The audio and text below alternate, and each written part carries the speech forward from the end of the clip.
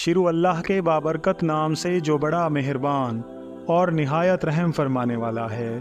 تمام ناظرین و سامعین کو السلام علیکم۔ ناظرین کرام، ہماری آج کی ویڈیو کا عنوان ہے حضرت مولانا محمد فخر الدین فخر جہاں دہلوی رحمۃ اللہ علیہ کی شان و کرامات۔ امید کرتا ہوں یہ ویڈیو آپ کے لیے دلچسپی کا باعث ہوگی۔ ناظرین کرام، ایک مرتبہ قاضی ضیاء محمد سونی پتی سخت بیمار پڑ گئے۔ 7 ماہ بیمار رہے اور ان کی زندگی کی کوئی امید نہ رہی۔ انہوں نے سوچا کہ مر تو جانا ہی ہے، کیوں نہ جان حضرت فخر الدین فخر جہاں رحمۃ اللہ علیہ کے قدموں میں نکلے۔ چنانچہ اس نے 2 آدمیوں کو کہا کہ مجھے اٹھا لو اور حضرت والا کی خدمت میں پہنچا دو۔ چونکہ یہ سخت کمزور ہو چکا تھا اور چلنے پھرنے کی طاقت ختم ہو چکی تھی۔ ان 2 اشخاص نے اسے اپنے کندھوں پر اٹھایا اور فخر الاولیاء کے قدموں میں لا ڈالا۔ آپ نے اس کی حالت دیکھی تو بڑا ترس آیا، سینے سے لگایا قدرت خداوندی کہ اسے اسی وقت شفائے کلی نصیب ہو گئی اور جسم میں فی الفور اتنی طاقت آ گئی کہ گویا وہ پہلے بیمار ہی نہ تھا۔ شجرۃ الانوار میں لکھا ہے کہ ایک بار 10 افغانی گلی میں چکر لگاتے اور یہ کہتے تھے کہ ہم اس بدعتی شخص کو قتل کر دیں گے۔ آپ کے خدام نے یہ بات آپ کے گوش گزار کی کہ حضرت آپ باہر تنہا تشریف نہ لے جایا کیجیے۔ آپ نے فرمایا، بھائی ہم تو تقدیر الہی اور رضائے خداوندی کے تابع ہیں، اس لیے اس قدر احتیاط کی ہمیں کوئی ضرورت نہیں۔ چنانچہ ایک دن آپ خواجہ قطب الاقطاب رحمۃ اللہ علیہ کے عرس مبارک کے موقع پر ایک محفل سماع میں تشریف فرما تھے۔ قوالوں نے جب محفل کو نقطۂ عروج پر جا پہنچایا تو خلفاء پر وجد طاری ہو گیا۔ وہ 10 افغانی اشخاص قاضی حمید الدین ناگوری رحمۃ اللہ علیہ کی دیوار پر درگاہ کے بائیں جانب بیٹھے یہ منظر دیکھ رہے تھے اور اپنے ہاتھوں میں ننگے چھرے لیے ہوئے بیٹھے تھے۔ کہنے لگے کہ دیکھو ان کے مرید کس طرح رقص میں مصروف ہیں۔ سید بدیع الدین جو آپ کے مقرب مریدوں میں سے تھے، انہوں نے جب صورتحال کا جائزہ لیا تو آپ سے عرض کیا کہ حضرت اس قدر تغافل بھی مناسب نہیں، اس طرح ایک طرف تو ہماری بدنامی اور سبکی ہوگی اور دوسری طرف یہ چشمہ فیض بند ہو جائے گا۔ آپ نے ایک نگاہ ان لوگوں کی طرف اٹھائی تو ان میں سے ایک شخص غش کھا کر گر پڑا اور تڑپنے لگا۔ اس کے دوسرے ساتھی اس کی حفاظت کے لیے دوڑ کر اس کی طرف آئے، مگر اس نگاہ کا یہ اثر ہوا کہ وہ تمام کے تمام کپڑے پھاڑ کر رقص کرنے لگے۔ انہوں نے اپنے سر آپ کے قدموں میں رکھ کر معافی مانگی، توبہ کی اور آپ کے ہاتھ پر بیعت کر لی۔ کہتے ہیں کہ ایک بار حضرت سلطان المشائخ رحمۃ اللہ علیہ کی عرس کی تقریب میں محفل سماع منعقد تھی۔ جب یہ محفل اپنے شباب پر پہنچی تو ایک نوخیز نوجوان پر وجد کی شدید کیفیت طاری ہو گئی۔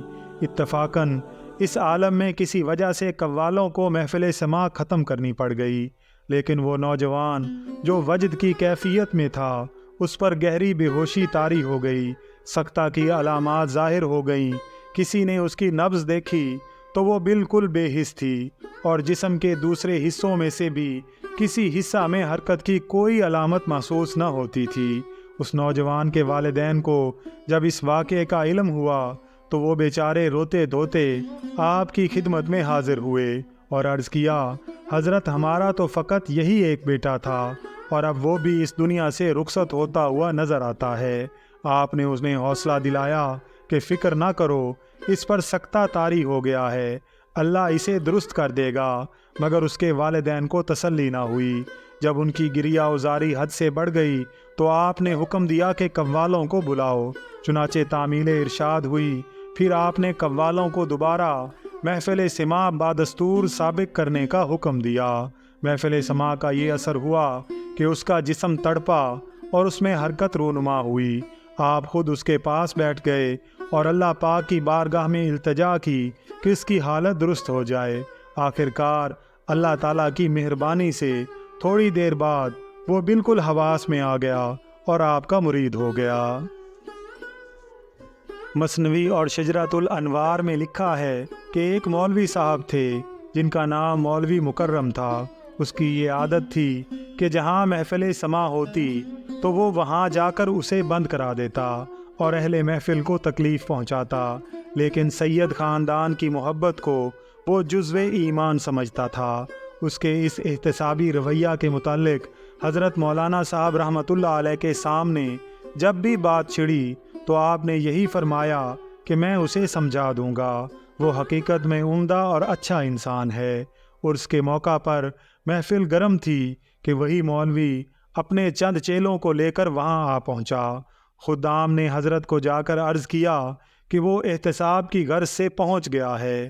مولوی جب آپ کے نزدیک پہنچا تو آپ نے تصرف کی ایک بھرپور نگاہ اس پر ڈالی تو اس کی آنکھوں سے آنسو جاری ہو گئے، لرزہ براندام ہو گیا، بلند آواز میں ایک نعرہ مستانہ لگایا اور بے ہوش ہو کر زمین پر گر گیا۔ کافی دیر کے بعد جب اسے ہوش آیا تو اپنے فعل سے توبہ کرتے ہوئے آپ کا مرید بن گیا، لیکن اس متصرفانہ نگاہ کا اثر بعد میں اس پر موجود رہا۔ راستہ میں گزرتے اگر اس کی نظر آپ پر پڑ جاتی تو نعرہ مستانہ لگانے لگتا اور لوگوں کو بتلاتا کہ یہی وہ رہزن محبوب ہے جس نے میرا دل لوٹ لیا ہے۔ خلاصۃ الفوائد میں لکھا ہے کہ حضرت قبلہ عالم خواجہ نور محمد مہاروی رحمۃ اللہ علیہ فرماتے تھے کہ چند افراد نے اجمیر شریف میں حضرت خواجہ معین الدین اجمیری رحمۃ اللہ علیہ کے عرس مبارک کے موقع پر حضرت فخر الدین فخر جہاں رحمۃ اللہ علیہ کو مزار مبارک کے گرد طواف کرتے دیکھا، لیکن یہی لوگ جب دہلی گئے اور آپ کی خدمت میں بھی جا کر حاضری دی تو عرض کیا کہ حضرت ہم نے تو آپ کو وہاں اجمیر شریف میں مزار مبارک پر طواف کرتے دیکھا تھا، لیکن آپ ہم سے پہلے یہاں بھی پہنچ گئے۔ آپ نے فرمایا نہیں، تمہیں وہم ہوا ہوگا، ایسی کوئی بات نہیں۔ شجرۃ الانوار میں ہی لکھا ہے کہ لوگوں کو بکثرت انعام و اکرام دینے اور لنگر کے گراں بہا اخراجات کی وجہ سے آپ کی آخری بیماری میں آپ پر قرضہ ہو گیا تو آپ کا باورچی سید احمد چند قرض خواہوں کو لے کر لنگر کے محتمم مولوی عظمت اللہ کی خدمت میں حاضر ہوا اور عرض کیا کہ یہ قرض خواہ بڑا تنگ کرتے ہیں، کیا کیا جائے، جبکہ حضرت صاحب کی تکلیف کی وجہ سے ہمیں اپنا بھی ہوش نہیں۔ مولوی عظمت اللہ محتمم باورچی خانہ نے کہا کہ جب حضرت والا صحت یاب ہوں گے تو صورتحال ان کے گوش گزار کر دی جائے گی۔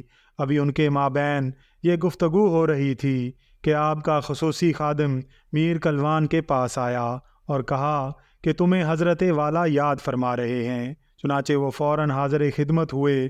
آپ نے انہیں فرمایا کہ جو قرض خواہ تم سے رقم کا مطالبہ کرے تو میری طرف سے میرے نام کی مہر لگا کر انہیں اسٹام لکھ دینا کہ انشاءاللہ کل صبح یا شام تک تمہیں تمہاری رقم لازماً مل جائے گی۔ اتفاقاً اسی روز ایک شخص آپ کی خدمت میں 1100 روپے نذرانہ لے کر حاضر ہوا، اور خلاصۃ الفوائد میں ہے کہ کسی ہندو نے دکن سے بطور نذرانہ آپ کی خدمت میں مبلغ 2100 روپے کی خطیر رقم بھیجی۔ جب یہ رقم آپ کی خدمت میں پہنچی تو آپ نے فرمایا کہ ہر قرض خواہ کی ادائیگی کر کے ان کو جو اسٹام لکھ کر دیا تھا واپس لے لیا جائے اور باقی تمام رقم فقراء اور غرباء میں تقسیم کر دی جائے۔